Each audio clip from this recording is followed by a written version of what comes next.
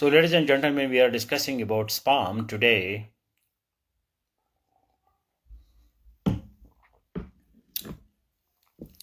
And this is the method which I applied myself. And I hope that you guys will also apply it. And this way, you will get success in competitive exams. Now, what is spam and how you can apply it? This is my today's topic. And for spam, you have to be very clear that this is not so easy, but it is effective. What matters, that is result. Efforts do not matter. Remember, efforts do not matter, result matters. People are interested in results, they are not interested in your stories or in your efforts. This is called pragmatism, and there is a huge criticism on this method, but it is as it is. We have to accept the reality. So what I'm telling you, that is pragmatism. Pragmatism means that what doesn't work is not true. Please write it in the comment. Pragmatism means what does not work is not true.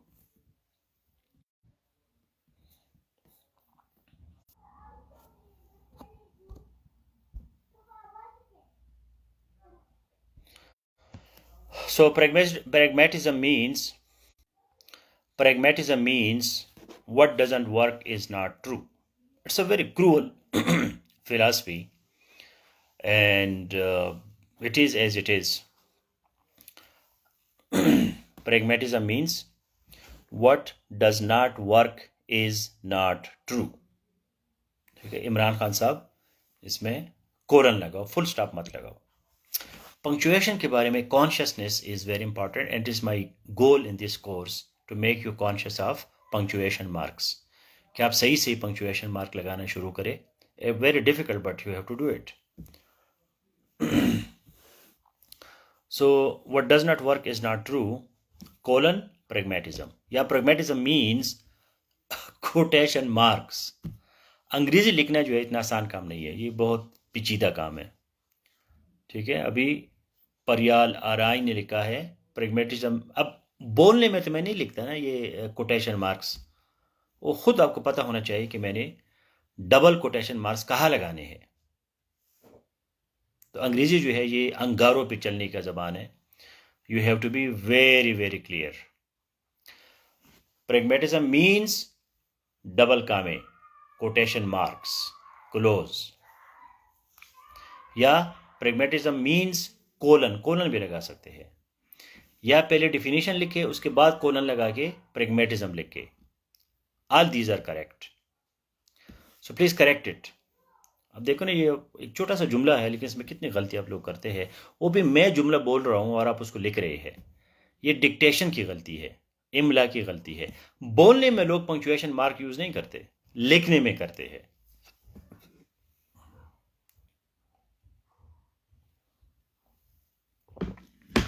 सो अब शहजाद खान जो है ये इसने और कहानी की. Pragmatism means को उसने डबल कामों में बंद किया. अब मीन्स को आप बंद ना करें ना, मीन्स के हाँ ठीक है, नहीं ठीक नहीं है, आपने डबल कामे उधर लगाए हैं. हो pragmatism is the official philosophy of USA. Yes, America ने इसी फिलासफी की वजह से तरक्की की है. बड़े प्रैक्टिकल लोग हैं. प्रेगमेटिज्म सिंपली मीन्स प्रैक्टिकलिटी, अमली होना. तो फरीद महसूद साहब ने एक और कारनामा किया, उधर कामा लगा दिया. शाबाश है. अब मुजीबुर रहमान ने जो है ना तमाम चीजों को डबल कामों में बंद कर दिया, पूरी सेंटेंस को. शाबाश. प्रेगमेटिज्म मीन्स उसके बाद डबल कामे लगाए. हाँ, अगर आप ये समझते हैं कि ये पूरा बयान जो है ये किसी और का है, मेरा नहीं है, तो फिर आप उसको पूरे को बंद कर सकते हैं. नहीं, प्रेगमेटिज्म को आप डबल कामों में बंद नहीं कर सकते. डबल कामी का मतलब है quote, direct speech, direct indirect speech जो ग्रामर है उसको हम इधर अप्लाई कर रहे हैं। भाई किसी की बात है उसको हम डबल कामों में बंद करते हैं। अभी तक एक बंदे ने सही नहीं लिखा, इसने लिखा है आराई ने मेरे हमें दोबारा सही लिखा। हाँ, so pragmatism means what does not work is not true. जो काम नहीं करेगा वो ठीक नहीं है। ठीक है, अरबानी साहब ने भी गलत लिखा है, उसने एक और कामा भी लगा दिया आखिर में। ये पंक्चुएशन आपकी मर्जी नहीं है कि जो दिल में आए बस कामा लगाओ, ये करो वो करो, नहीं, इसका रूल्स है, you have to see it. और रूल्स जो है वो सेफ 5 में मौजूद है। सेफ 5, सेफ 5 के ऊपर सर्च है, उसमें आप लिखिए कोटे पंक्चुएशन, तो आपके पास ये सारी चीज़ें आ जाएंगी। सो हाँ, आपने बलोच साहिबा ने जो है आखिर में लिख के प्रैक्टिकलिटी उसको डबल कामा में बन किया, ये भी ठीक है, सही है। तो प्रैग्मेटिज्म ये कहते हैं भाई रिजल्ट बताओ। ठीक है, अभी कहते हैं ना कि इन्नमल अमालु बिन्नियात, कि जी नियत पे, ओके, मैंने तुम्हारी नियत का क्या लेना देना है, तुम्हारी बड़ी अच्छी नियत है लेकिन हुआ क्या, रिजल्ट बताओ। जी मैं आपके लिए आसमान से चांद सितारे लाऊंगा, ओके ठीक है, आपके इरादे बड़े अच्छे हैं लेकिन पकौड़ा तो खिलाओ, चॉकलेट तो दे दो। So that is pragmatism. So this is results matters, नतीजा बताओ, कहानी नहीं, एफर्ट नहीं, रास्ता नहीं। हालांकि अच्छे लोग यार, मैंने बड़ी मेहनत की, बड़ी मैंने कुर्बानियाँ दी, नहीं हुआ तो क्या करूँ, ओके ठीक है, नहीं हुआ तो बाढ़ में जाओ, मुझे तुम्हारे उसमें कोशिशों में कोई दिलचस्पी नहीं है। So this is pragmatism. अब इस पर क्रिटिसिज्म भी बहुत है, लेकिन क्रूअल है, जालिमाना है, लेकिन है। ठीक है, अब फ़लस्तीन में जो कुछ हो रहा है, अब रियलिटी तो है ना, अच्छा है बुरा है वो बात की बात है। So we have to discuss, we have to take this CSS with the formula of SPAM, and this is my own formula, and you have to apply it so that we get the result, ताकि हमें result मिले। Now what does SPAM mean? What SPAM stands for? किस चीज की SPAM का मतलब क्या है? Anybody?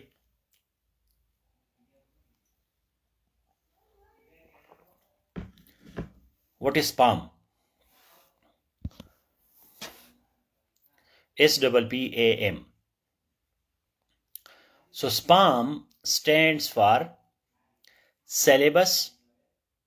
प्लीज लिखिए इसको, right it. SPAM stands for syllabus, P past papers, P personality, A academic, and M management. So write it with red letters on your study table. SPAM, double SPPAM. SPAM stands for syllabus, past papers,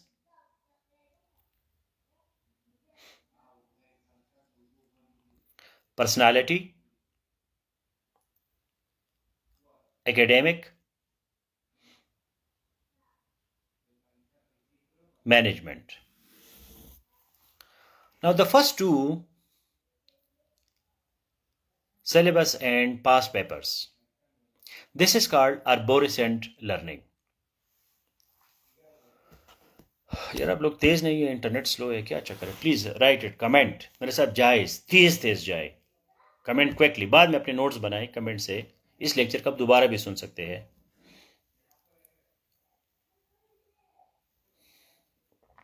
CSP जो है ना, तेज लोग होते हैं, smart. ये lazy किस्म के हैं, लाउजी, लेजी, एवी, इस तरह के लोग CSP नहीं बन सकते।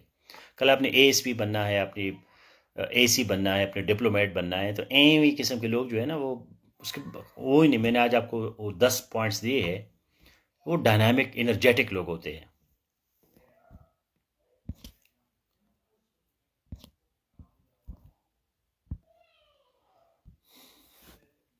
So SPAM stands for syllabus, past papers, personality, academic, and management. Very good. Raza रिजविस, एक्सेलेंट। ये तेज लोग होते, तेज, क्विक, फास्ट। टाइम बहुत कम है और हमने बहुत कुछ करना है, तो हम स्लो नहीं हो सकते। Slow is not the option. Syllabus, pass paper, personality, academic and management. RI ने भी लिखा, बलोच ने भी लिखा, गुड, ठीक है। अभी इसमें हम मजीद जाते हैं, थोड़ा सा इसको फर्दर एक्सप्लोर करते हैं। जरा आपशान ने बड़ा अच्छा लिखा है, एक्रोनिम फॉर, गुड। एक्रोनिम वो एब्रीविएशन होता है जिसको हम पूरा वर्ड प्रोनाउंस करते हैं। बीबीसी जो है ये एक्रोनिम नहीं है। वापडा जो है वो एक्रोनिम है। So the first two, syllabus and past papers, it is called arborescent learning. Arborescent, ARBORSCENT, arborescent learning.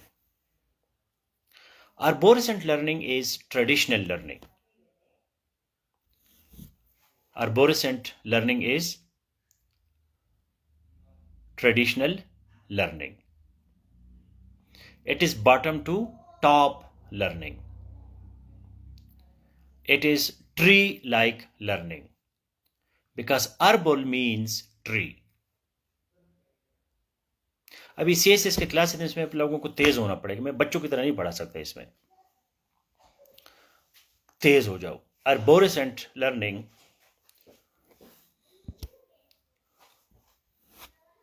means traditional learning, comma, bottom to top learning, tree-like learning, because arbol means tree.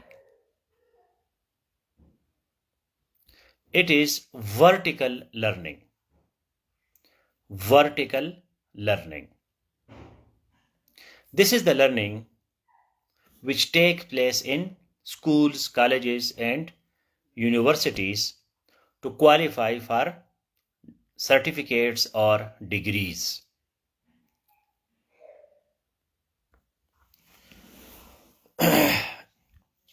कोई है तेज बंदे जो मेरी सारी बातें लिखी वहां comment में?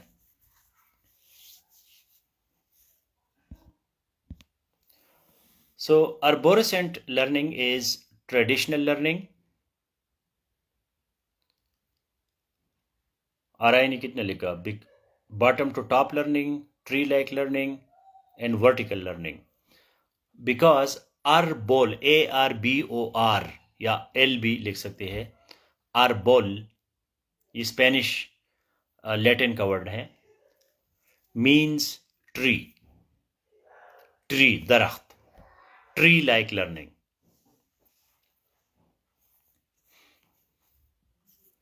ये दरख्त जैसा लर्निंग है।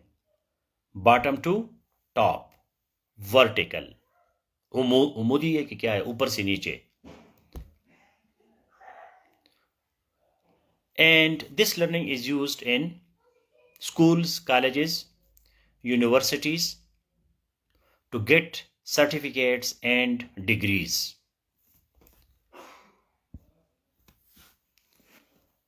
अब BA करते हैं, BS करते हैं, जो भी करते हैं, MS करते हैं, स्कूल पढ़ते हैं, कॉलेज पढ़ते हैं, आपको आखिर में एक सर्टिफिकेट या डिग्री मिलती है। तो ये जो आप लर्निंग करते हैं इसको arborescent लर्निंग कहते हैं।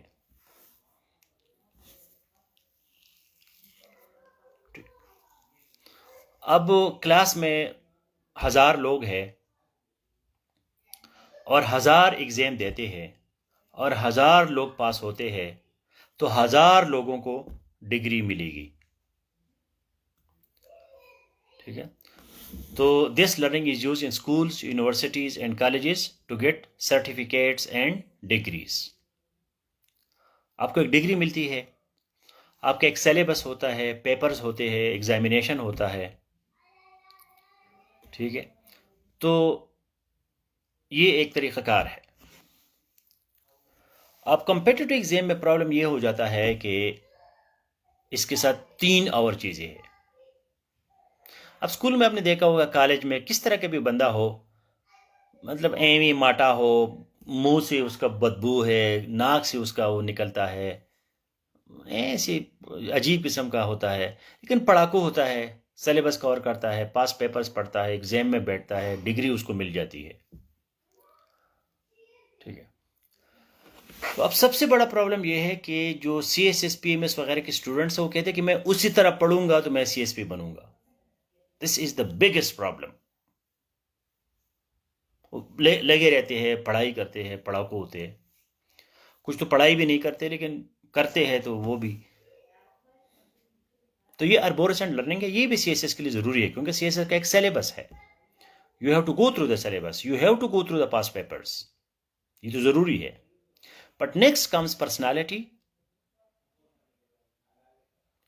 एकेडमिक होना, and then you have to manage many things. क्योंकि जब आप स्कूल कॉलेज यूनिवर्सिटी में होते हैं तो लोगों को पता होता है कि यार ये तो स्टूडेंट है, माँ बाप पैसे भी देते हैं, अब हॉस्टल में भी रहते हैं, ठीक है ना, और जो है वहाँ आप डिग्री लाते हैं, लोगों को देते हैं, लोग क्लैपिंग करते हैं, कंग्रेचुलेट करते हैं, हाँ जी मेरे भाई, बेटे, बहन, बेटी ने, कज़न ने, दोस्त ने जो है वो कर दिया, एमए कर दिया, एमएस कर दिया। अब आता है नेक्स्ट स्टेज, और ये कॉम्प्लिकेटेड स्टेज है कि क्योंकि आप स्टूडेंट तो नहीं है, सीएसएस को डिग्री नहीं है कि आपने पढ़ लिया तो आपको डिग्री मिल गई। अब आप मेच्योर भी हो गए हैं, 20-25 साल आपकी उम्र है, 27-28 भी हो सकता है, लोगों ने शादियां भी की है, बच्चे भी है, सास ससुर की कहानियां भी है, उधर से हस्बैंड के साथ झगड़े हैं, बीवी के साथ झगड़े हैं, बच्चों के प्रॉब्लम्स है, मसाइल है, बेरोज़गारी है, पैसा नहीं है, हर कोई आपको कहते हैं कि तुम बढ़ गए हो, अब कुछ करो। So you have to sustain so many pressures. So for that we have the second learning, which is PAM, palm. So palm is rhizomatic learning. The second type of learning is rhizomatic, RHIZOMATIC, rhizome. Rhizome जो है ये ginger type की चीज होती है, अदरक जैसा rhizome, वो फैलता है। So the second type of learning is rhizomatic learning. ठीक है। अच्छा, इमरान खान आप ये जहन में रखिए कि मैंने आपको क्या कहा कि सेंटेंस को आपने पंक्चुएशन लगानी है। ठीक है, मैंने फ्रेज या वर्ड या टाइटल या टॉपिक के बारे में नहीं कहा है। तो जो आपका टॉपिक होता है ना, उस पे पंक्चुएशन मार्क नहीं होता। अब राइजोमेटिक लर्निंग जो है ये फ्रेज है, ये सेंटेंस नहीं है, तो यहां पंक्चुएशन नहीं आता। आपकी गलतियां जो है ये इसलिए जरूरी है ताकि मैं आपको ग्रामर भी सिखाऊं साथ साथ। तो जो टाइटल होता है उसमें आप पंक्चुएशन मार्क नहीं लगाते, खासतौर पर फुल स्टॉप नहीं लगाते। कोलन कभी कभी लगता है लेकिन फुल स्टॉप नहीं लगता। So the second type of learning is called rhizomatic learning. Rhizomatic learning comes from rhizome. Rhizome means that structure which is root-like, but it is not root and it spreads. ये फैलता है. And that's why it is called lateral learning. Lateral, L-A-T-E-R-A-L, lateral. It is not vertical. ये vertical learning नहीं है. मतलब आप school में ABC पढ़ते हैं, फिर आगे जाके और किताबें पढ़ते हैं, फिर दरख्त की तरह आप ऊपर जाते हैं।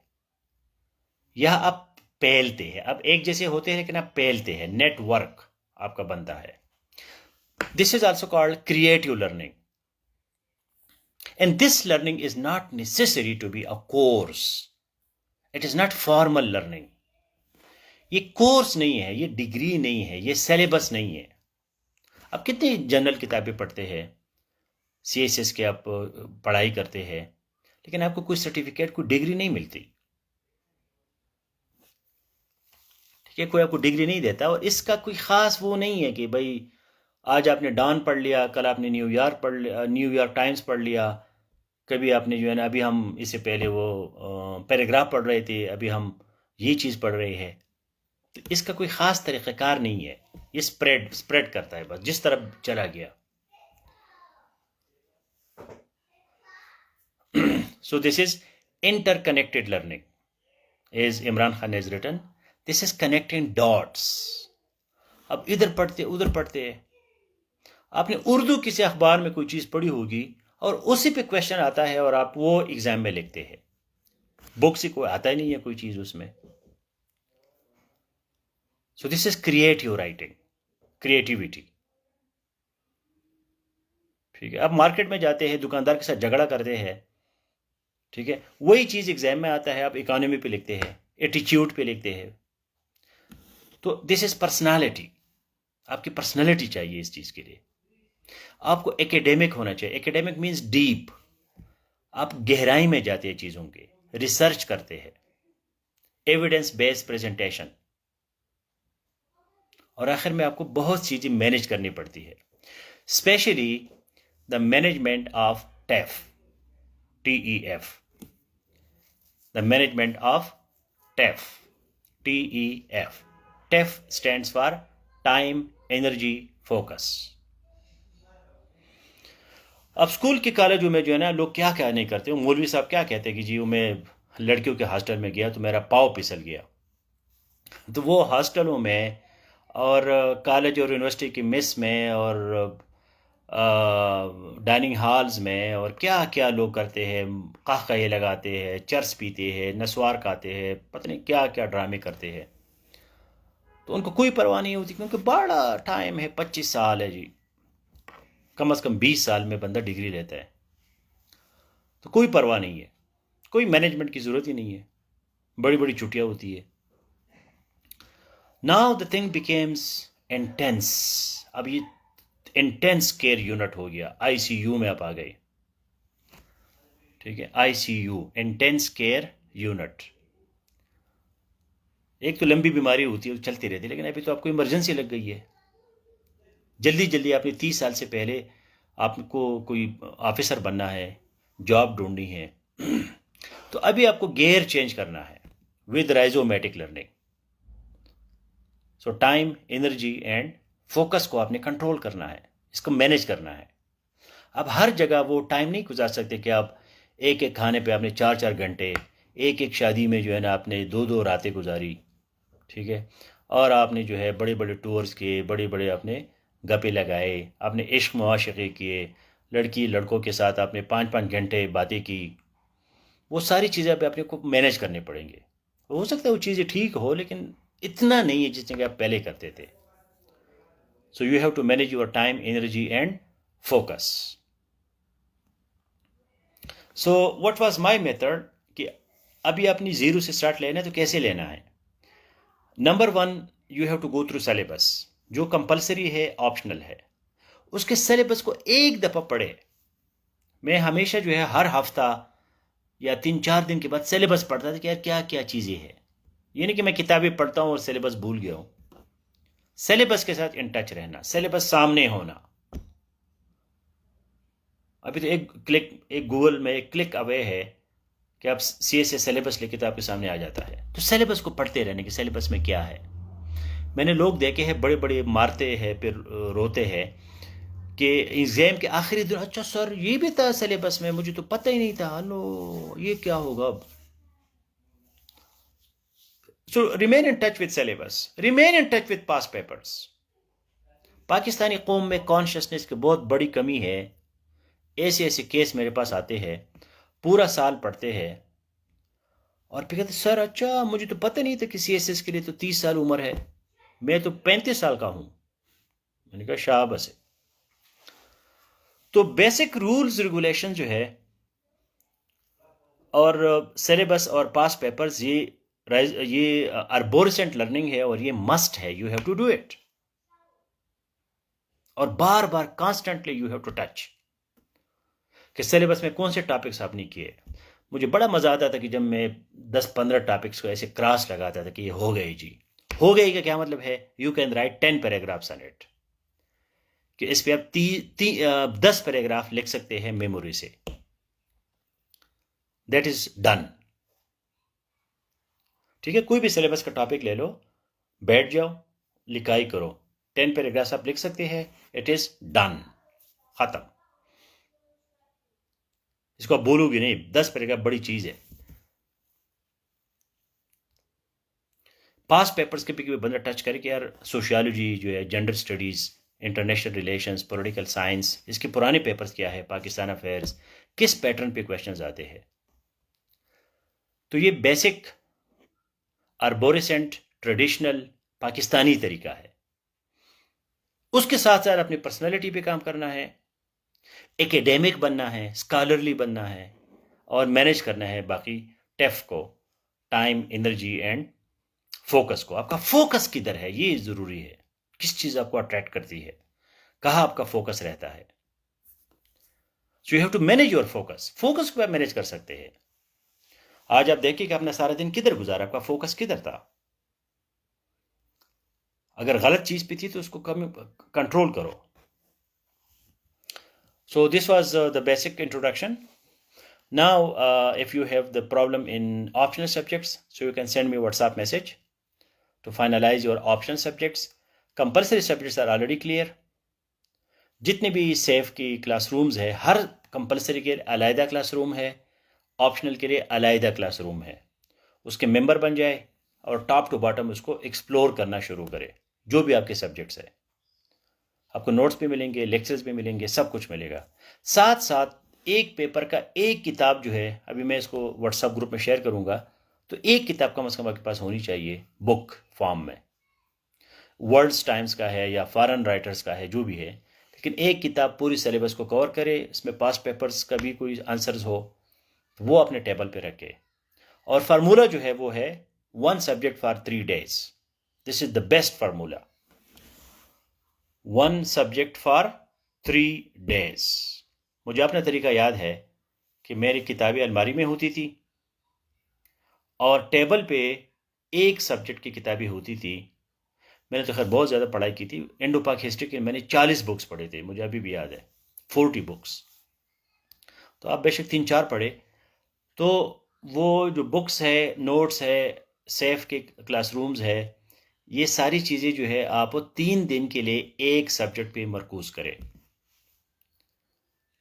जितना आप पढ़ सके पढ़ लिया, 3 दिन के बाद किताबें उठाए और उसको अलमारी में रखे और दूसरे सब्जेक्ट के निकाले। तो 36 दिन के बाद आपको फिर वो पुराना सब्जेक्ट जो है आ जाएगा। तो इसी तरह आप हर एक सब्जेक्ट को चेक करोगे। बड़े लोगों से ड्रामे होते हैं जी, ऐसे ऐसे ऐसे में वो फंसे रहते हैं सारा साल, एग्जाम आ जाता है तो उनको बाकी सब्जेक्ट का कोई पता नहीं है। तो ऐसे वो या पास करते या नहीं करते, लेकिन बाकी में फेल हो जाते हैं। तो इस तरीक़ाकार में आपको एक सब्जेक्ट जो है वो हर 36 दिन बाद जो है आप उसको दोबारा टच कर सकते हैं। तो आप हर सब्जेक्ट को टाइम देते हैं, क्योंकि CSS में आपने तमाम सब्जेक्ट्स पास करने हैं और 60% मार्क्स लेने हैं। तो फिर आप टॉप पोजीशंस में आ जाते हैं। और ये जो मैं आपको कह रहा हूं ना, एक सब्जेक्ट 3 दिन के लिए, तो ये आपका पर्सनल स्टडी है। Safe is not your everything, self plus safe is success. खुद आपकी स्टडी का प्रोग्राम में अलहदा होगा, सेफ का अलहदा होगा। So now if you have any question, so please let me know.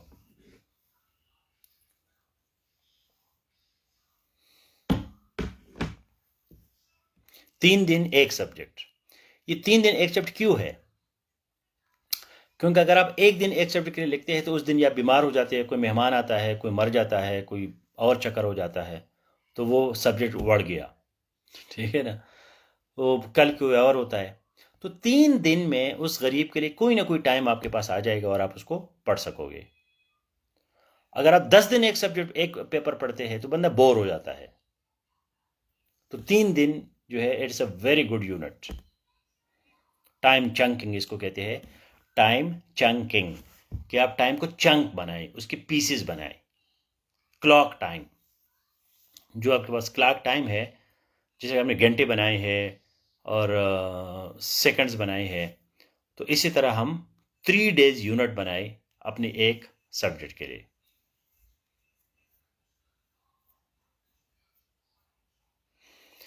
So I don't see any question. ये जो हमारा CF6 है, ये जनरल ग्रुप है, इसमें जनरल बातें हम करेंगे और फिर हम एक एक क्लासरूम में जाएंगे। जेंडर स्टडीज़ हमारा इस मंथ में है और करंट अफेयर्स है। एक कंपलसरी और एक ऑप्शनल, साथ ऐसे भी है। तो 2 कंपलसरी और एक ऑप्शनल जो है हम इस करेंगे। अगर किसी का जेंडर स्टडीज़ नहीं है तो खुद अपना कोई दूसरा अपना सब्जेक्ट करे, लेकिन जेंडर स्टडीज़ के क्लास को अटेंड करे, क्योंकि हो सकता है आपको जेंडर स्टडीज़ पे ऐसे लिखना पड़े या किसी और। जेंडर आजकल बड़ा इंपॉर्टेंट टॉपिक है एवरीवेयर।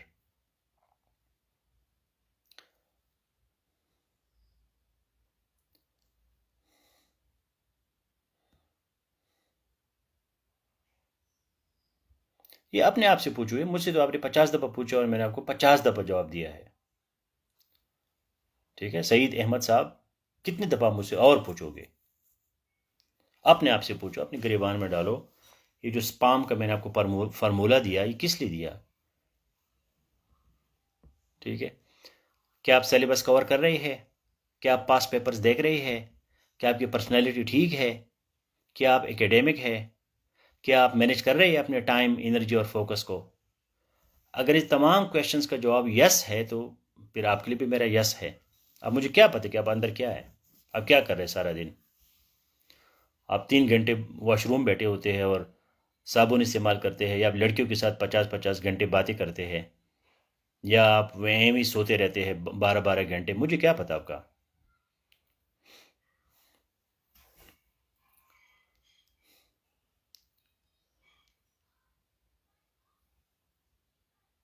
Yes, equally important. राइजोमेटिक में यह है कि एक दफ़ा आप इंटेलिजेंट बन जाए ना, स्मार्ट, ठीक है, तो फिर आपका दिमाग काम करना शुरू करता है। ठीक है, तो फिर बंदा जो है तेज़ हो जाता है। तो फिर उसका जो है वो राइजोमेटिक जो है, अर्बोरेसेंट उसका तेज़ हो जाता है, फिर किताब को जल्दी पढ़ता है। अगर आप सिर्फ किताबें पढ़ते हैं और आप स्मार्ट नहीं हैं तो उधर ही लगे रहते हो, बस एक ही नाउन प्रोनाउन में सारी ज़िंदगी गुजारते हो।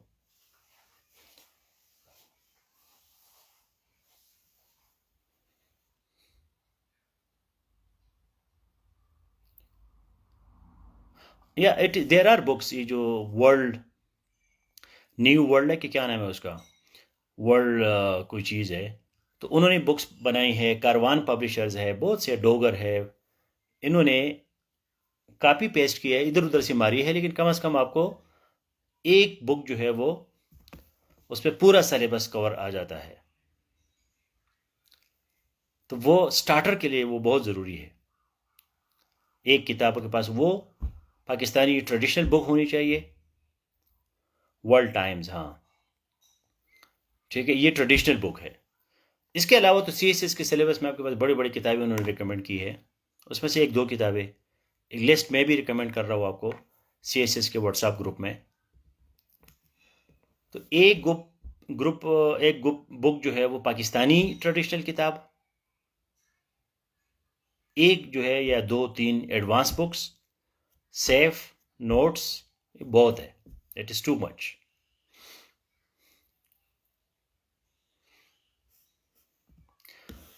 अब ये जो इमरान खान का क्वेश्चन है कि बोथ आर इक्वल इंपॉर्टेंट, तो ये मैं जनरल ये कह रहा हूँ कि yes, both are equal important. लेकिन मैंने ऐसे लोग देखे हैं कि सिर्फ अखबार पढ़ते हैं और CSS कर लेते हैं। ऐसे भी देखे कि वो 50-50 किताबें पढ़ते हैं लेकिन नहीं कर सकते। तो बंदे बंदे पे डिपेंड भी करता है, लेकिन ओवरऑल ये फार्मूला है स्पाम। ओवरऑल सबके लिए फार्मूला ये है। Now nothing absolute, there is nothing absolute, everything is relative, everything depends on the person. Absolute कोई चीज़ नहीं है, फार्मूला नहीं है, मैजिक नहीं है। जब तक कैमरा नहीं था तो बड़ी बड़ी मैजिक लोग करते थे कि ये सुबह जो है ना, सुबह तक वो नहीं सोया और उसने पता नहीं क्या क्या किया, और वो जो आसमान में उड़ गया और वो समंदर पे जा रहा था, समंदर जो है टूट गया, पानी पे जो है ना उसने वॉकिंग की। तो ये बातें बड़ी होती थी। अभी वो ख़त्म हो गया, उनका कैमरा आ गया। तो कैमरे में तो फिर आप ये नहीं कर सकते ना कि आसमान में जी पीर साहब आसमान में उड़ रहा है, तो पीर साहब जब उड़ेगा तो फिर उसको कोई कैप्चर करेगा। तो इस वजह से ये बड़ा ज़रूरी है कि you have to go through the real process.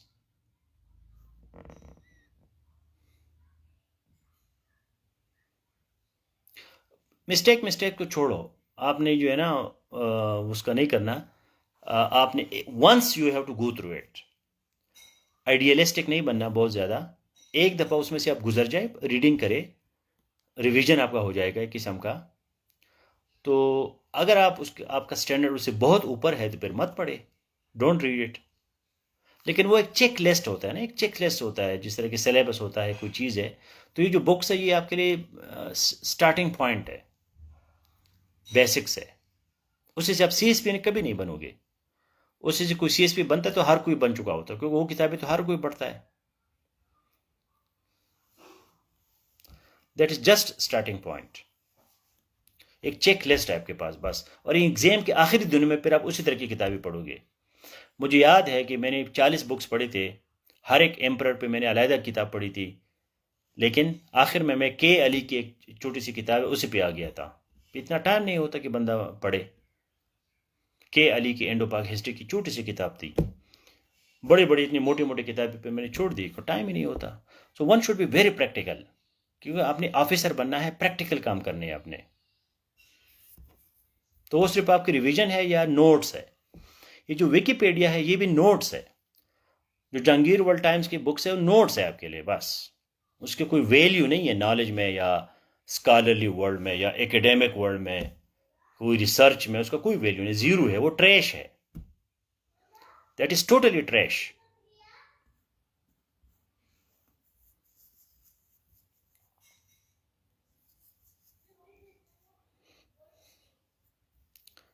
ना पर्सनालिटी मीन्स योर एक्सप्रेशन, एक होता है पर्सन, एक होता है एक्सप्रेशन। ठीक है ना? आप मुझे आते जी मैं आपका स्टूडेंट हूँ, मैंने कहा वेलकम, फिर मैं आपको कहते हूँ एक वीडियो भेजो ताकि मैं आपको देखूँ। ठीक है?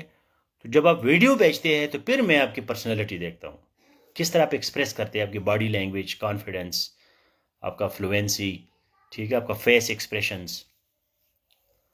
तो ये जो लोग होते हैं ना, स्मार्ट लोग, इंटेलिजेंट लोग, उनकी पर्सनैलिटी होती है। बाकी पर्सन तो हम सारे हैं। तो राइजोमेटिक लर्निंग में पर्सनैलिटी जो है वो बड़ी मैटर करती है।